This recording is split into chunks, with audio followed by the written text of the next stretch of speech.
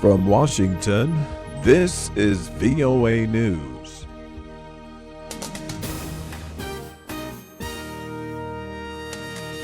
I'm Michael Brown reporting. A court in Russia sentenced opposition leader and anti-corruption blogger Alexei Navalny on Monday to 15 days in jail and fined him $350 for organizing what authorities say was an illegal mass protest in Moscow on Sunday.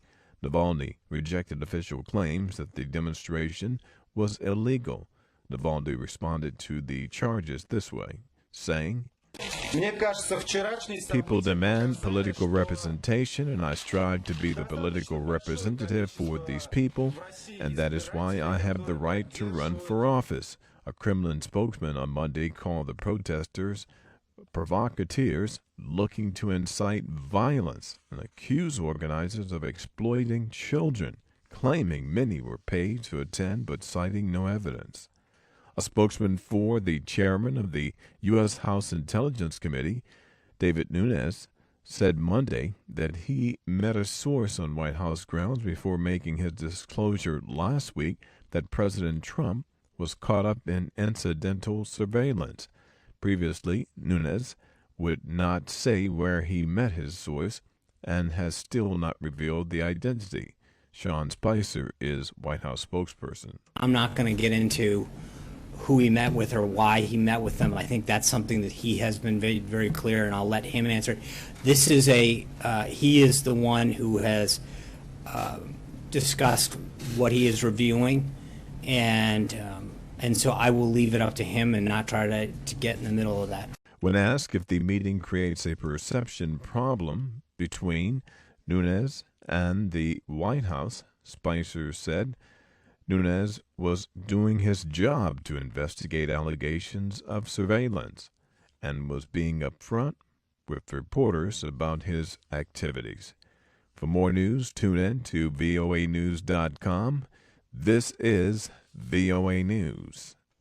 The U.S. military says the death of civilians in Iraq's northern city of Mosul is a terrible tragedy, and that it is investigating allegations that airstrikes from a U.S.-led coalition killed as many as 100 civilians there early this month. The Pentagon said an initial review showed coalition warplanes conducted strikes on March 17th at the location corresponding to allegations of civilian casualties in western Mosul's Old City. Iraqi forces, with the coalition air support, are working to regain control of western Mosul from the Islamic State fighters who seized the city in 2014. Yemen officials say jihadists waged a deadly attack on a government building in the southern part of the country Monday, killing 10 people. A suicide bomber rammed an explosive-laden car into the entrance of the local government headquarters in Houta. Security forces killed 9 militants. Authorities accuse al-Qaeda of being behind the attack, although there has been no immediate claim of responsibility. U.S. Attorney General Jeff Sessions announced Monday the Justice Department will withdraw grant funds from local jurisdictions that do not comply with immigration laws. Sessions said sanctuary jurisdictions endanger lives of every American and put the whole community at risk. When cities and states refuse to help enforce immigration laws, our nation is less safe.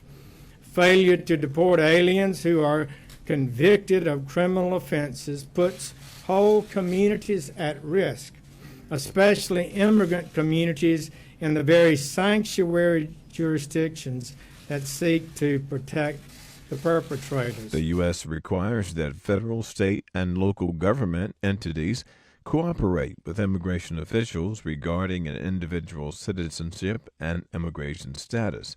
Sanctuary jurisdictions choose not to inform immigration officials when certain undocumented immigrants are released from official custody.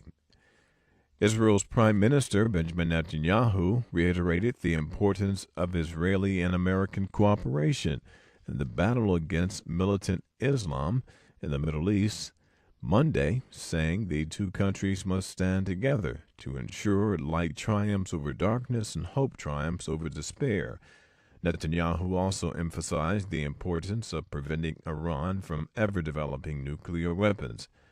Mr. Netanyahu called on the United States to vanquish the Islamic State group from the areas it now controls and build alliance with moderate Muslims in the region to make sure that the Islamic State doesn't return.